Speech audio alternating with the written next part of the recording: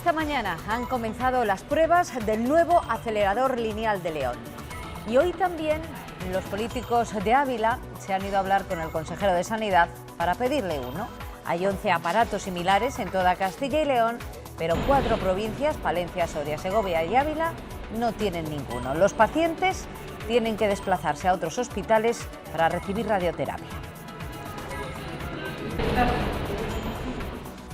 ¿Qué tal? Buenas tardes. El Tribunal Constitucional tumba algunos de los aspectos más relevantes de la conocida como Ley Montoro, la de la reforma local. Una ley que enfrentó a la Junta con el Gobierno central en cuestiones básicas de competencia municipal. El tribunal sentencia que los ayuntamientos sí pueden prestar atención social y sanitaria y rechaza que el Estado pueda suprimir las entidades locales menores. El consejero de la Presidencia afea la defensa numantina que en su día hicieron de esta ley otros miembros destacados del PP en la comunidad. El señor Íñigo de la Serna y el señor Mayo fueron los máximos defensores de esta ley. Y aquí en Castilla hicieron mucho daño cuando hacían sus planteamientos. Yo entiendo que el alcalde de Santander ahora diga lo que dice. No, la indefensión ha sido responsabilidad de ellos por defender una ley que ahora resulta que es inconstitucional. El salario que los trabajadores de Renault tienen que cobrar los próximos 4 años sigue siendo el principal punto que aleja a la dirección de la compañía y a los sindicatos para alcanzar un acuerdo que permita llegar un nuevo plan industrial a las factorías de la compañía francesa en España. Hasta el momento no hay ningún tipo de acuerdo entre la dirección de la empresa y los sindicatos. Van a retomar estas conversaciones dentro de unos días. Ahora mismo están acordando otras cuestiones. El nerviosismo y los movimientos postelectorales empiezan a pasar factura a los partidos políticos. En el PP, el expresidente de Murcia es el primero en pedir abiertamente a Mariano Rajoy que dé un paso atrás. Y en Podemos, las crisis territoriales sacan a la luz el pulso entre Iglesias y Errejón por el poder. Escucharemos también a la Asociación Plena Inclusión de Castilla y León, que calcula que el 11% de los discapacitados sufre alguna situación de maltrato. Las cifras se disparan en el colegio. Hoy vamos a tener el testimonio de Anaís. Durante años padeció la mofa de sus compañeros. Que se te ponían pesados con respecto a, pues, que si querían salir contigo y tú les decías que no y como que no lo encajaban o que que se lo tomaban a broma. Como un poco eso que dicen que cuando una mujer que dice que no es que sí. En la recta final del informativo les mostraremos algunas de las joyas que llegarán a las edades del hombre. Son piezas que nunca hasta ahora habían salido de su casa y que por primera vez viajan para realzar aún más la próxima edición de la muestra de arte sacro más importante de España. Nos hemos levantado con un día muy complicado. Vamos a ver lo que nos espera para las próximas horas. Andrés, ¿cómo pinta el tiempo? ¿Qué tal? De momento esta tarde todavía atentos al cielo, las precipitaciones van a ir a menos, pero todavía tendremos chaparrones y sobre todo más frío. Estamos atentos porque esta noche baja la cota de nieve y mañana por la mañana situación complicada. Atención a esas primeras horas porque mañana por la mañana amaneceremos con el cielo cubierto y con nevadas en una cota rondando los 600 a 800 metros, subiendo después durante las horas centrales del día. Se abren claros por la tarde en el sur y en el oeste con temperaturas más bajas y con viento fuerte. El Tribunal Constitucional enmienda la Ley Montoro y declara inconstitucional varios aspectos defendidos siempre por Castilla y León. No hay competencias impropias en sanidad y educación y el Estado no puede suprimir las entidades locales menores porque no es su competencia. El Tribunal Constitucional da la razón al Ejecutivo Regional. El tiempo pone a cada uno en su sitio. La Junta acoge con satisfacción la sentencia y le recuerda al PSOE que ella ya se adelantó aprobando un decreto ley hace ahora 2 años, previendo que una sentencia así podía demorarse. Nos pareció más inteligente hacer lo que hicimos, que fue bordear la ley. Fue una batalla casi diaria, alegando cada borrador, presionando en el Senado, con múltiples reuniones y con la oposición dentro. Y no entendíamos cómo se podía defender eso cuando cualquiera veía que eso era vaciar de contenido, de competencias a los municipios, pero de competencias importantes, porque ¿qué municipio no quiere participar, y digo participar, en la salud de sus vecinos? El que fuera presidente de la FEM todavía hoy dice que la sentencia causa indefensión. El señor Íñigo de la Serna y el señor Mayo fueron los máximos defensores de esta ley, y aquí en Castilla y León hicieron mucho daño cuando hacían sus planteamientos. Yo entiendo que el alcalde de Santander ahora diga lo que dice. Juárez remarca: ser municipalistas no es ponerte aquí una placa, yo soy municipalista, es demostrarlo con hechos, y aquí lo hemos demostrado con hechos. Al ministro Montoro le dice que debiera reflexionar y repasar cada uno de los documentos, cada uno de los argumentos esgrimidos desde Castilla y León. Alcaldes y presidentes de diputaciones coinciden en que la ley Montoro era polémica, arriesgada y que limitaba mucho la autonomía de los ayuntamientos.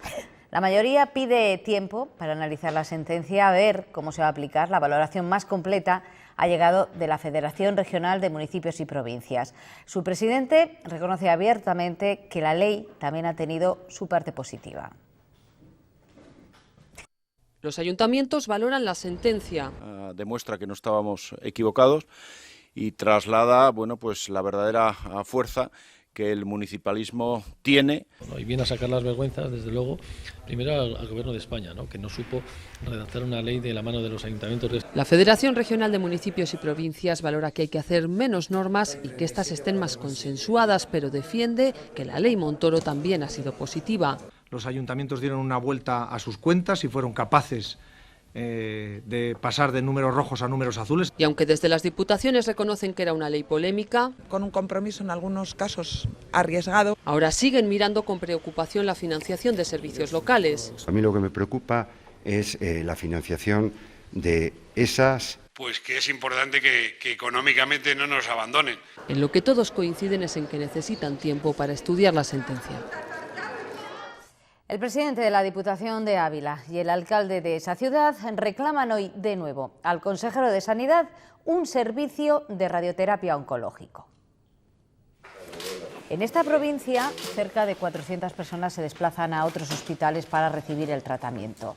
En la comunidad hay 11 aceleradores lineales en las provincias de Burgos, León, Salamanca, Valladolid y Zamora. Todos ellos atendieron en el último año 5.000 tratamientos. Y hoy desde Ávila le han pedido al consejero el mismo trato que las otras provincias.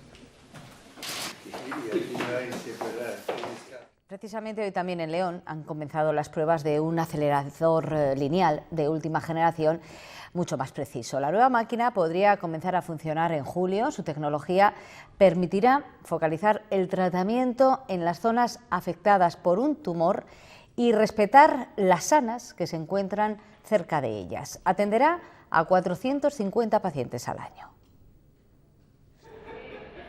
Un paisaje de las médulas preside este búnker que alberga el nuevo acelerador del servicio de radioterapia. El objetivo, facilitar un ambiente más relajado a los enfermos de distintos tipos de cáncer que a partir de julio se podrán someter a tratamiento con esta nueva máquina.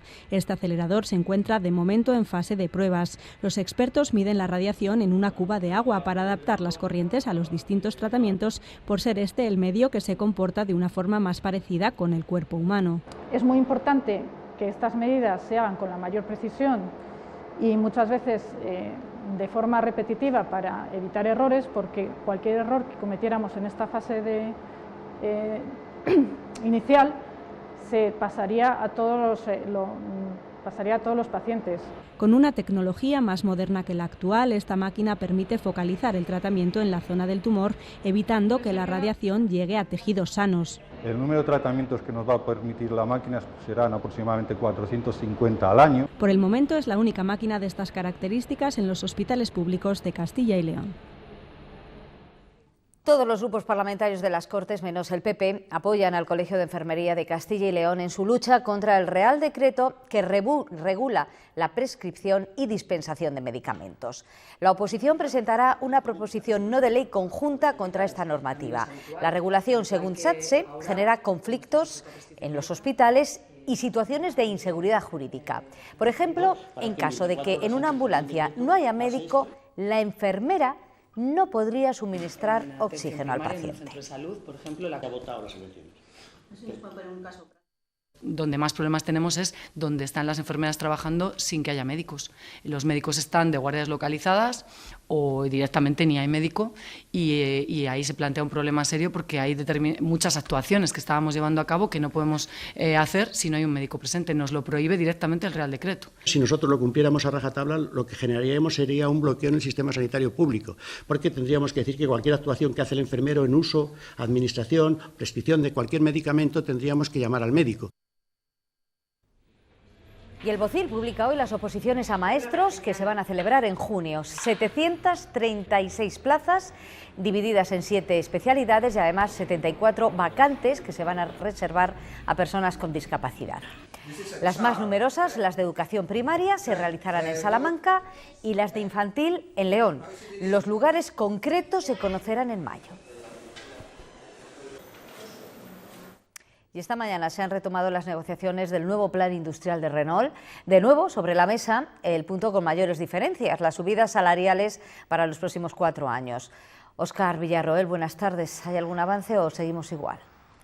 Buenas tardes. No hay acuerdo entre la dirección de Renault y los sindicatos para fijar el sueldo que la plantilla de la empresa tiene que cobrar en los próximos 4 años. Han retomado las negociaciones hoy, pero apenas han llegado a ningún acuerdo y por eso van a posponer este tema para próximos días. Eso sí, antes de que se adoptara esa decisión, la empresa sí que ha retirado de la mesa una propuesta que había presentado en las últimas horas, y es que quería pasar como sueldo variable parte del sueldo que actualmente los trabajadores cobran como fijo, entre ellos media paga extra. Ahora mismo las negociaciones se centran en fijar otras cuestiones, como por ejemplo cuáles son las condiciones de trabajo de los trabajadores que integren el turno antiestrés. Los sindicatos quieren que no sea algo obligatorio para los trabajadores y en esa circunstancia se está negociando en estos momentos. La industria, en concreto su crecimiento en Castilla y León, es uno de los datos positivos que hoy ha destacado el Colegio de Economistas de Valladolid en su observatorio anual. Esa y la confianza de los consumidores que ha aumentado, aunque no tanto la de los empresarios, debido a la inestabilidad política del momento. Están parados a la espera de ese empujón que el empresariado necesita para seguir creciendo. En ese momento pues tiene sus dudas. Tiene sus dudas porque tiene que saber exactamente cómo se van a desarrollar los acontecimientos en las políticas estructurales. Teniendo en cuenta esa inestabilidad, se prevé que el Producto Interior Bruto de nuestra comunidad sea este año del 2,6%. El dato se apoya en la mejora del sector de la industria y más en concreto de la agroalimentaria. Empieza a tener una actividad productiva industrial, que eso genera muchos servicios después alrededor. Los servicios se sustentan por la industria. Los economistas no dudan de la creación de empleo, pero tampoco de la cautela de los empresarios. El empleo tiene que pasar de la temporalidad a un empleo indefinido porque tiene que dar seguridad al ciudadano. Y es fundamental porque es lo que va a incrementar el consumo del ciudadano y, por tanto, el crecimiento económico. En Castilla y León exportamos más de lo que importamos. El saldo es positivo, más de 900 millones de euros.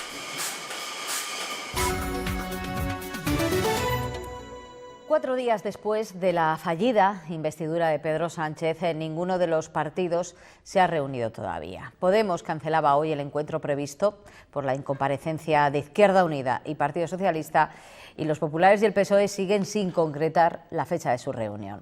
Y entre tanta indecisión crece el nerviosismo y las declaraciones suben de tono. Hoy el expresidente de Murcia ha pedido a Rajoy que dé un paso atrás. Albert Rivera lo pide desde hace tiempo, pero hoy la voz ha salido de dentro del PP. Todo pasa porque Mariano Rajoy dé un paso atrás. Yo creo que es en este momento el mejor servicio que voy a prestar al Partido Popular y a España. Esto es un clamor en el partido, pero es un clamor silencioso. Desde el Gobierno en funciones no han tardado en quitar hierro al asunto. El ministro del Interior pide agarre, prudencia y lealtad y Sáenz de Santamaría dice que ya está de salida del partido. PSOE y Ciudadanos siguen camino juntos. Hoy primera reunión como matrimonio con las principales asociaciones de autónomos. Empezar de cero cada vez no creo que sea una solución a nada. Yo pienso que tenemos que construir sobre lo que tenemos, ¿no? Mientras esperan respuesta a las reuniones solicitadas. El cambio no puede venir ni del Partido Popular ni de ningún candidato del Partido Popular, pero lo que no queremos es que el Partido Popular se sienta víctima y diga no se han querido sentar conmigo. No, mire, nos vamos a sentar con usted. Hacia la izquierda no pinta mejor. Podemos ha desconvocado la reunión a 4 con PSOE, Izquierda Unida y Compromís después de que los socialistas renunciaran a irse Ciudadanos. Los morados acusan a Sánchez de este bloqueo. Izquierda Unida pide interlocución directa con el PSOE. Todo tiene que pasar por el Partido Socialista porque es quien puede articular el puzzle, ¿no? Y le recuerda que la opción de izquierda suma 161 diputados, más de los 130 que tiene ahora. Y en medio de este panorama de incertidumbre, Podemos afronta problemas internos, tanto en varias federaciones territoriales como en la cúpula central del partido. La dimisión del secretario de Organización de Madrid no solo ha abierto una crisis en esta federación, sino que además ha destapado choques entre Íñigo Errejón y Pablo Iglesias en aspectos como la relación con el PSOE, un desconcierto al que ha contribuido la alcaldesa de Madrid al mostrarse a favor de un gobierno Podemos con socialistas y Ciudadanos. A ello se unen las discrepancias internas con comunidades como Galicia o Cantabria o la posible escisión que se podría estar gestando en la rama de Cataluña. Alberto Rodríguez.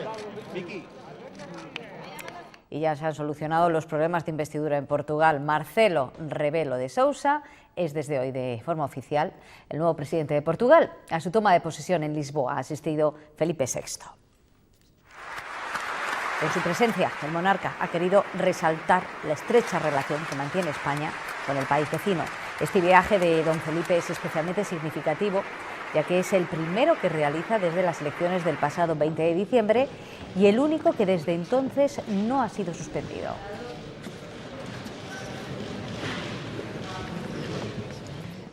Y esta mañana hemos escuchado a uno de los principales testigos en el caso Nos. En esta ocasión ha hablado el cuñado del principal imputado, junto con Iñaki Urdangarín. Ha hablado de cómo llevaba las cuentas, pero también ha defendido a la mujer de Iñaki Urdangarín, a la infanta Cristina. Ha dicho que nunca ha hablado con ella, nunca ha recibido órdenes. ¿Recibió usted, directa o indirectamente, alguna orden o instrucción de la infanta doña Cristina? Nunca, jamás, porque nunca he hablado con ella ni la conozco. Y aparte, mi pobre hermana en este tema ni pincha, ni corta, ni tiene nada que ver. Y hoy de nuevo hemos vuelto a ver al ex tesorero del Partido Popular entrando en los juzgados madrileños de Plaza de Castilla. Luis Bárcenas ha declarado ante la justicia por el borrado de los ordenadores que utilizaba en el PP, tal y como ya hizo el pasado 3 de febrero. El que fuera responsable de las cuentas populares acusa a la formación de eliminar pruebas que, según su versión, afectan a los dirigentes del partido.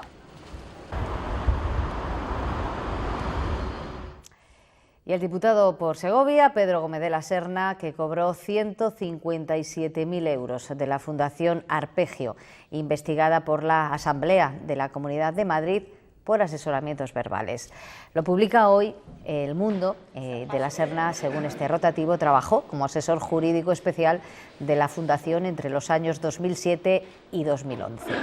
En ese periodo facturaba 3.000 euros netos al mes, aunque no hay constancia de ningún informe suyo. Su cometido, parece ser, era leer los convenios y dar su opinión verbal.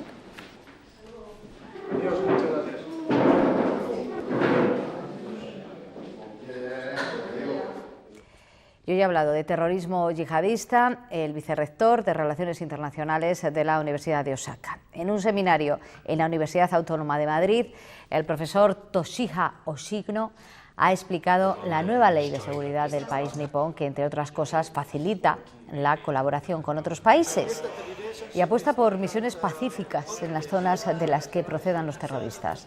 Oshino participa esta tarde en la Semana Cultural de Japón de la Universidad de Salamanca.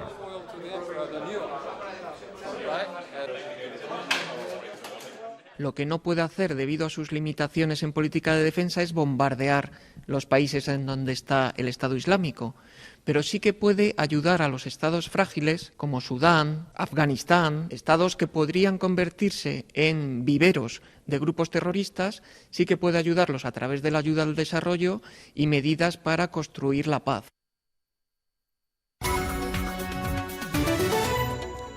El juicio contra el monitor acusado de abusar sexualmente de 16 menores en un campamento del Bierzo, en León, ha llegado a su fin. Audiencia Provincial de León, Thais Lozano, tras una vista oral que se ha alargado 3 días, hoy ha quedado visto para sentencia.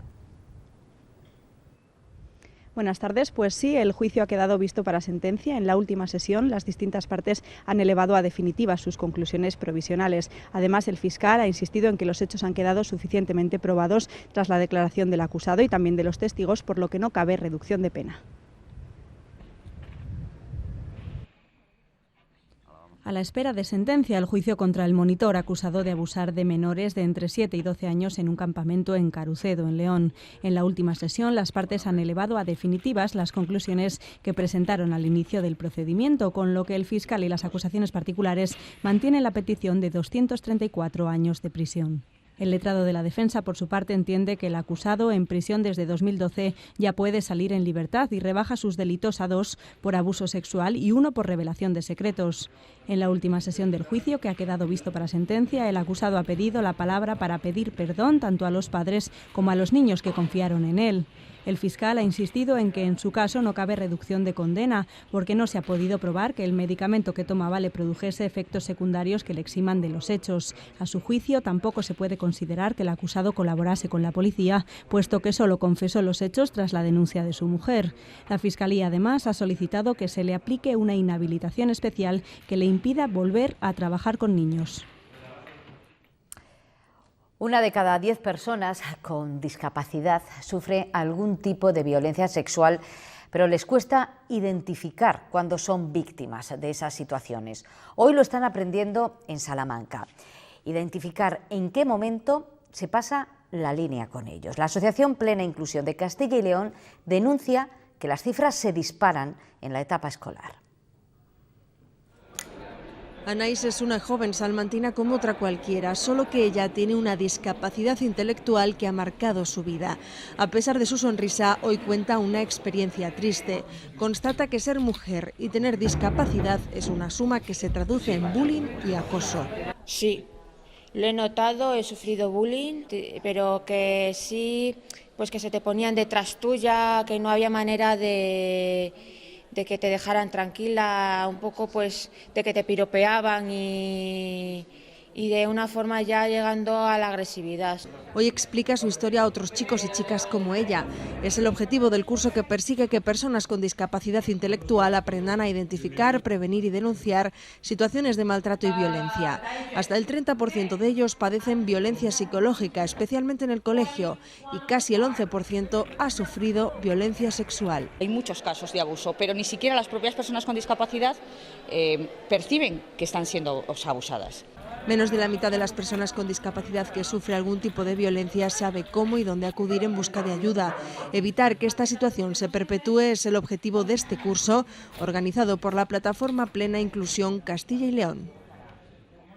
La Junta de Castilla y León implantará en toda la residencia Puente de Hierro de Palencia el modelo de atención en mi casa.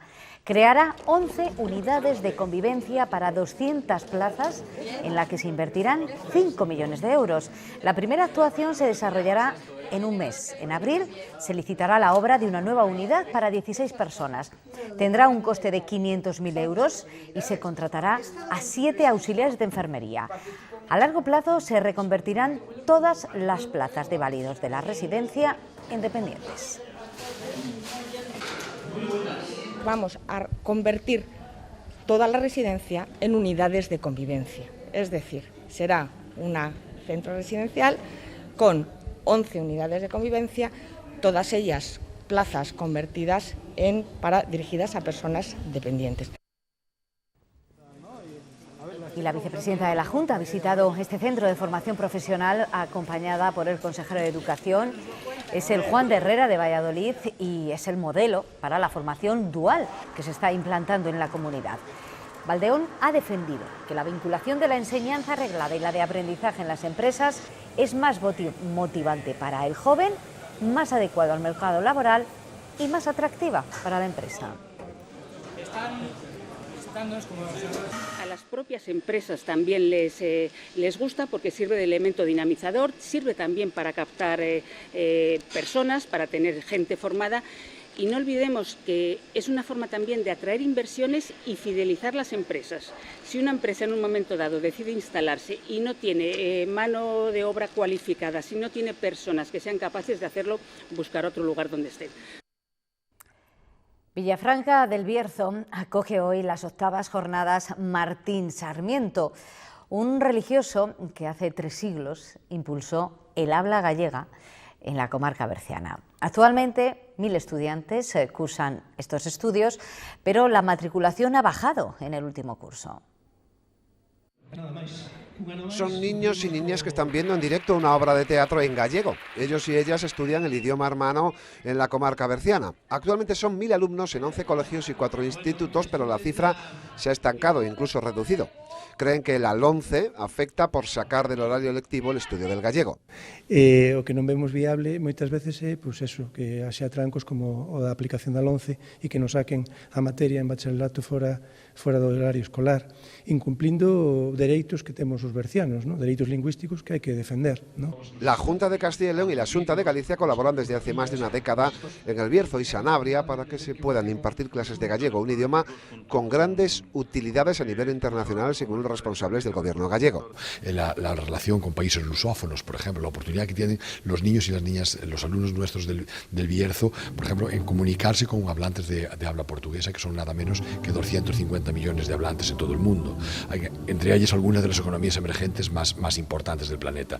El gallego se mantiene vivo en zonas periféricas, especialmente a través de personas mayores y no tanto entre la población joven, que ve en las redes sociales el inglés y otros idiomas un mayor atractivo para la comunicación. No dejamos el Bierzo porque en Folgoso de la Ribera, en las dependencias que tiene allí la Fundación Santa Bárbara, se están desarrollando 5 interesantes proyectos de I+D+I en el ámbito de la minería. El objetivo es aumentar la seguridad de las infraestructuras subterráneas. Ellos eligen su sueño, tú el camino. Colegios Concertados de Castilla y León. Profesionales cualificados y comprometidos. Federación de Sindicatos Independientes de Enseñanza de Castilla y León. Después de vivir tiempos cercanos al cierre, la Fundación Santa Bárbara remontó. Ahora, además de toda la formación que imparte para desempleados y seguridad, dedica una parte de su actividad al I+D+I, desarrollando proyectos en colaboración con Europa.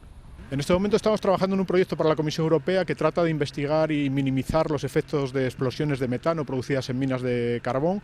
Estamos trabajando también en un proyecto para CEDETI, es un proyecto muy amplio, un consorcio de empresas importantes dentro del mundo de la construcción subterránea con un presupuesto de más de 7,5 millones de euros que trata de mejorar todo el proceso productivo de construcción de túneles, y estamos trabajando también en un proyecto más pequeñito pero muy interesante para mejorar las condiciones de ventilación cuando se produce una voladura en la construcción de un túnel. Y diseña 2 nuevas iniciativas relacionadas con la seguridad en las infraestructuras subterráneas y la realidad virtual aplicada a su construcción. Todo aprovechando el conocimiento adquirido relacionado con la minería de interior.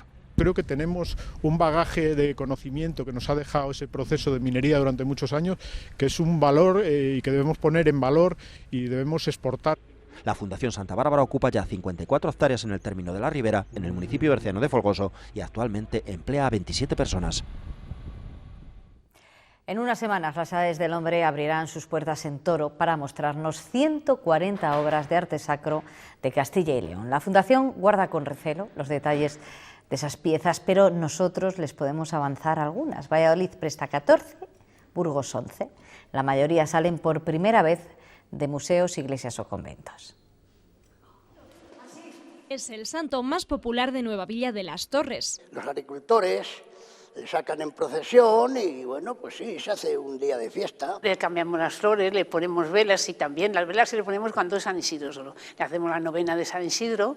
Rezan a una talla de Salvador Carmona, destacado escultor del siglo XVIII que además es del pueblo de al lado. Salvador Carmona de Nava del Rey. Nava del Rey está a 7 kilómetros de aquí. No le va a ver más bonito en toda la exposición que San Isidro. 1,66. Se medirá con este San Juan Bautista que ha pasado siglos enclaustrado en Tordesillas. Estaba situada en el claustro del Carmelo y la han traído para aquí cuando las monjas fueron trasladadas a Medina del Campo. También por primera vez sale de la Catedral de Burgos este incensiario del siglo XV. Es la mejor obra que va del conjunto de las de Burgos. Es la más antigua y la que más valor histórico y artístico tiene. Junto a la naveta del Condestable viajarán a Toro estos cuadros de Mateo Cerezo y de Giovanni Odazzi. Todas las diócesis de Castilla y León aportan. En total se expondrán 140 obras relacionadas con el agua. Hoy nos van a permitir que compartamos con ustedes una celebración. Castilla y León Televisión cumple años. En estos 7 años de las 7 les hemos contado centenares de noticias, hemos vivido con intensidad cada acontecimiento y se lo hemos querido transmitir. Son muchos años a su lado, con momentos imborrables para nosotros. El 9 de marzo de 2009 comenzaba la andadura Castilla y León Televisión. En estos 7 años de las 7 hemos emitido más de 1000 informativos. Imagínate la tensión que hemos vivido durante estos 7 años. Por algo actual, el juicio de Isabel Carrasco. Si vivimos con terror el atentado de ETA en Burgos, en cambio fue una alegría en la redacción cuando tuvimos que informar de la tregua de ETA. No hemos dudado en romper la programación cuando ha habido acontecimientos especiales. Muchos se van a encontrar. Entre abrazos. Esto es la primera gran producción que fue la Vuelta Ciclista Castilla-León y la caída de Armstrong. Ahí ya se desbocó todo. Una buena, los planes industriales de Renault, una mala, el cierre de las minas del carbón. El incendio de Campofrío fue una de las cosas más difíciles de grabar porque tienes la responsabilidad de enseñarle a toda la comunidad lo que está sufriendo la ciudad de Burgos. Siempre hemos querido hacer la información cercana a la gente. Gracias a tener un equipo de reporteros en todas las provincias. Ese gol de Iniesta que nos hizo campeones del mundo. Poder contar con un producto estrella como la Liga de Campeones durante 3 temporadas. Muchas noticias culturales. Han habido muchos ilustres de la comunidad, entre ellos Miguel Delibes. Podemos ser el altavoz de muchas personas o muchos colectivos que sin los medios de comunicación o la televisión pues no tendrían visibilidad. Cuando la sociedad europea se dio cuenta de que realmente estábamos viviendo una crisis humanitaria de gran calibre.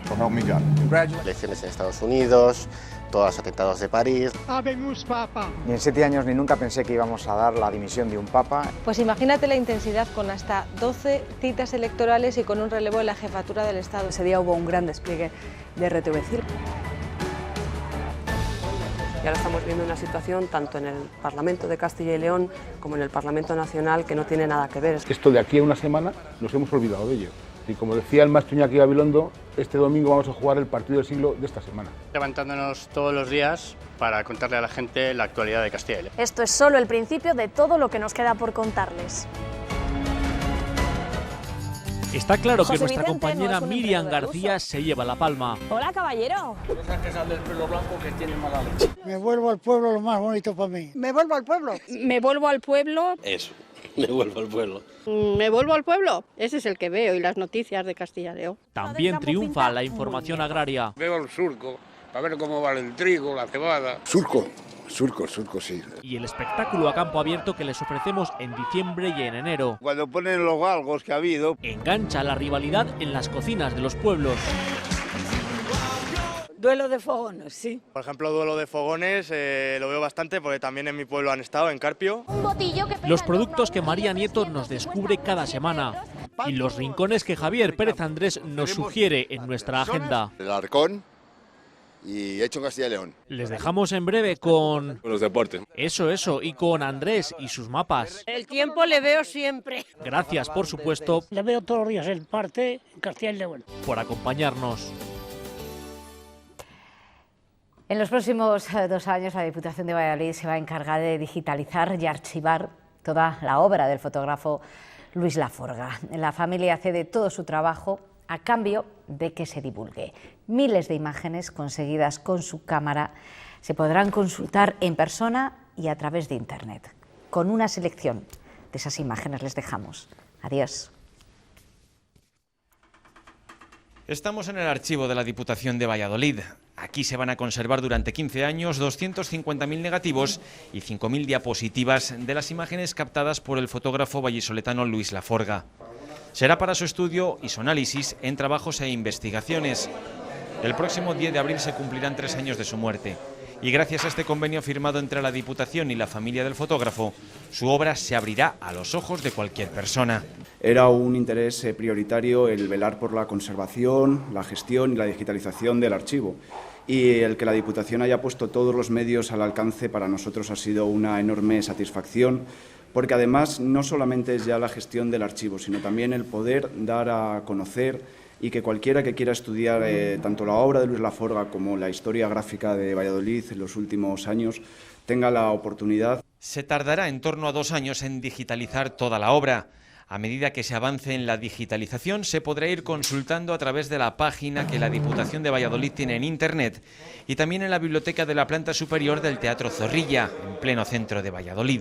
Es el fotógrafo que mejor ha fotografiado Valladolid. Nos muestra, nos enseña esa obra, es un compromiso social y un compromiso cultural muy profundo. Las fotos que Luis Laforga dejó para el recuerdo suponen una radiografía de la vida vallisoletana durante los últimos 35 años.